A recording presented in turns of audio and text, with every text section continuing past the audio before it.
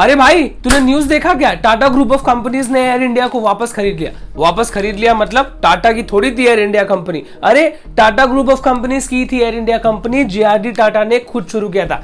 क्या बोल रहा है भाई, ऐसे कैसे हो सकता है? मैं बताता हूं कैसे।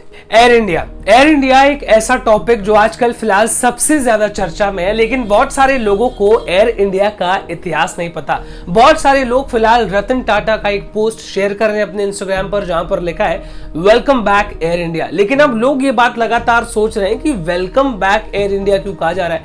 एयर इंडिया क्या टाटा की कंपनी थी? हम एक ऐसे एयर इंडिया को जानते हैं जिसको सरकारी लोग चलाते थे, एक ऐसे एयर इंडिया को जानते हैं जो पिछले 5 साल से लगातार लॉस मेकिंग एयरलाइन थी। लेकिन आज मैं आपके साथ डिस्कस करने वाला हूं इन सारे इतने ज्यादा चर्चा में चलने वाले टॉपिक की वजह से आज मैं आपको डिटेल्ड इंफॉर्मेशन देता हूं कि आखिर एयर इंडिया का असली इतिहास क्या है। आपको ले चलते हैं आज से 80-90 साल पहले, जब लेजेंडरी इंडस्ट्रियलिस्ट जेआरडी टाटा साहब ने एयर इंडिया की शुरुआत की थी, उसकी नींव रखी थी। 1932 में जेआरडी टाटा ने एयर इंडिया की शुरुआत की। मैं आपकी इंफॉर्मेशन के लिए बता दूं, जेआरडी टाटा हिंदुस्तान के पहले ऐसे आदमी थे जिनको लाइसेंस्ड पायलट का पद मिला था। उन्होंने अपने एम्बिशन को एक बिजनेस का रूप दे दिया, जिसके बाद एयर इंडिया की शुरुआत हो गई और लगातार उन्होंने अपने बिजनेस को एक्सपांड करना शुरू किया देश के कई सारे और हिस्सों में। जब 1938 का समय आया तब फाइनली एयर इंडिया को नाम चेंज करके उन्होंने कर दिया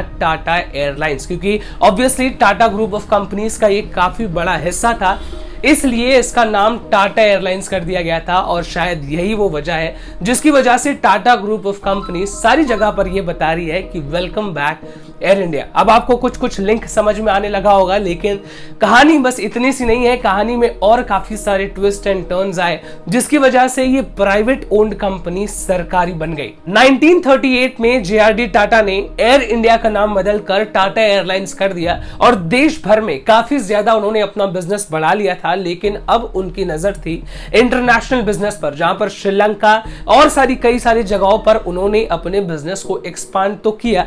लेकिन तभी समय शुरू हो गया वर्ल्ड वॉर 2 का। और टाटा इंडस्ट्रीज एक ऐसी कंपनी है, जब भी देश को जरूरत पड़ती है तो टाटा इंडस्ट्रीज सबसे आगे आती है। और ये कोई नई बात नहीं है। जेआरडी टाटा के जमाने से जब वर्ल्ड वॉर 2 शुरू हुआ, जेआरडी टाटा ने टाटा एयरलाइंस की हर एक एयरक्राफ्ट को, टाटा एयरलाइंस की हर एक एयरक्राफ्ट को सिर्फ और सिर्फ मिलिट्री यूज के लिए सस्पेंड कर दिया था। यानी कि उसको सिर्फ मिलिट्री ही यूज कर सकती थी, आम जनता बिल्कुल भी नहीं। यानी कि मिलिट्री की चाहे जितनी भी मदद हो सके, कंपनी का जो लॉस हो, टाटा ने हमेशा लॉस को सहा है और देश को अपने जरूरतों से ऊपर रखा है। वर्ल्ड वॉर 2 खत्म होता है और जेआरडी टाटा वापस से अपने बिजनेस में, इस बार इंटरनेशनली उन्होंने एक्सपांड तो किया होता है, लेकिन इस बार उनकी नजर और बड़े सेक्टर्स पे होती है। जैसे कि मैं आपको बता दूं, इंटरनेशनल सेक्टर्स में वेस्टर्न कंट्रीज पे नजर डालते हैं जेआरडी टाटा, जहां पर 1942 में सबसे पहली फ्लाइट इंडिया से डायरेक्टली लंदन, जहां पर टाटा एयरलाइंस का नाम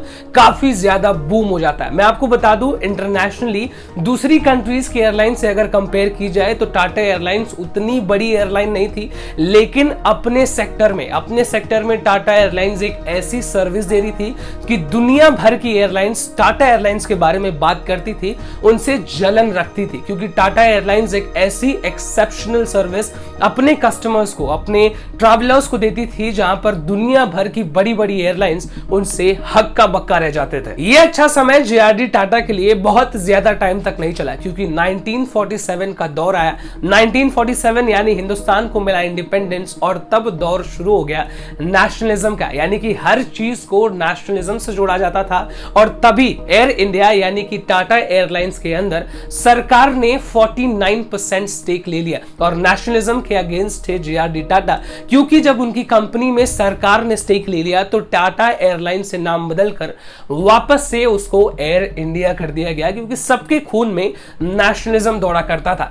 इस फैसले से जेआरडी टाटा बहुत ज्यादा खुश तो नहीं थे, लेकिन फाइनली उनको यह स्टेप लेना पड़ा। 1947 के बाद हिंदुस्तान की सरकार ने सिर्फ टाटा एयरलाइंस नहीं, बहुत सारे और एयरलाइंस कैरियर्स को नेशनलाइज कर दिया। इस मूव से जेआरडी टाटा बहुत ज्यादा खुश नहीं थे, लेकिन कुछ समय के बाद ही उन्होंने इस चीज को एक्सेप्ट कर लिया और और एयर इंडिया में एज चेयरमैन आ गए थे, क्योंकि सरकार ने टाटा एयरलाइंस से सारे पावर्स, जो उनके मेन पावर्स थे, उसको छीन लिया था और सब कुछ सरकार के पास चला गया था। लेकिन वापस से जब जेआरडी टाटा एज चेयरमैन वापस आए तो एयर इंडिया का 2 दशक यानी कि लगभग 20 साल एयर इंडिया ने एक्सेप्शनल सर्विस मार्केट में दी, क्योंकि जिस तरीके का सर्विस एयर इंडिया का था, बड़े बड़े एयरलाइंस जो दूसरे देशों के थे वो भी हक्का बक्का रह जाते थे, क्योंकि जो एक मार्केटिंग, एक एडवर्टाइजमेंट स्ट्रैटेजी भी जो एयर इंडिया फॉलो करती थी वो किसी के बस की बात नहीं थी। इन सारी इंफॉर्मेशन के साथ साथ एक चीज की जानकारी आपको जानना और ज्यादा काफी इंपॉर्टेंट बन जाती है, क्योंकि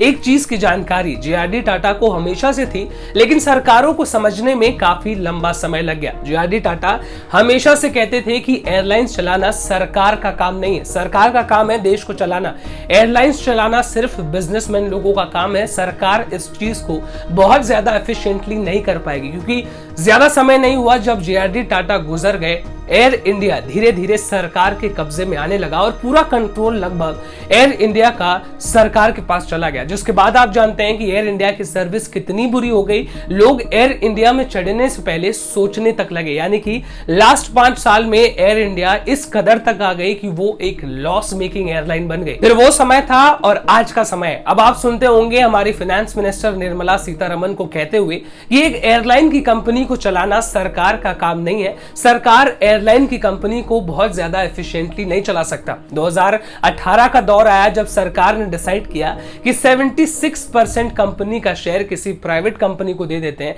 लेकिन कोई भी प्राइवेट कंपनी एयर इंडिया को लेने के लिए सामने नहीं आई। उसके बाद 2020 का दौर आया जब सरकार ने डिसाइड किया फाइनली कि 100% स्टेक दे दिया जाएगा किसी प्राइवेट कंपनी को, और तब एंट्री आती है टाटा ग्रुप ऑफ कंपनीज की, जहां पर टाटा ग्रुप ऑफ कंपनीज ने 18,000 करोड़ रुपए की डील साइन की है, जहां पर अब वापस से एयर इंडिया टाटा ग्रुप की हथेली में आ चुका है। यानी कि जो 1932 में एयर इंडिया के नाम से शुरू हुआ था, 1938 में टाटा एयरलाइंस का रूप लिया, जिसने अब 2021 में वापस उसी कंपनी ने, जिस कंपनी ने उसको शुरू किया था, वापस अपने हाथों में उसको ले लिया। और शायद अब आपको एयर इंडिया में जाने का काफी अच्छा मौका मिलेगा। जो सर्विसेज हैं उनकी वो डेफिनेटली बेटर हो जाएंगी, क्योंकि अब वो एक प्राइवेट कंपनी के हाथों में, वो भी टाटा जैसी कंपनी। मैं आपको बता दूं, मुझे नहीं पता लोग रिलायंस के ऊपर कितना भरोसा करते हैं, लेकिन जो टाटा ग्रुप ऑफ कंपनीज हैं उसके ऊपर हिंदुस्तान में जो लोग रहते हैं, जो जनता रहती है, उनका जो भरोसा है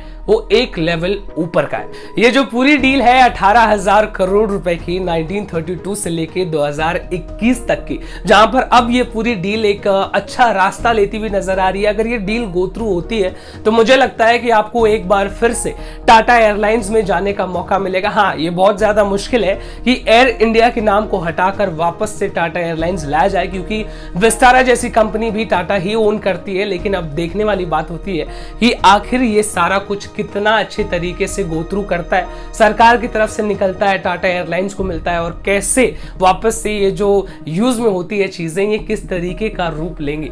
तो मैं भी ये जानने में बहुत ज्यादा इंटरेस्टेड हूं कि गो एयर और इंडिगो के अलावा क्या आप टाटा एयरलाइंस में, यानी कि एयर इंडिया में जाने का सोच रहे हैं कभी, अगर आप ट्रैवल करें तो कमेंट सेक्शन में लिख कर जरूर बताइएगा।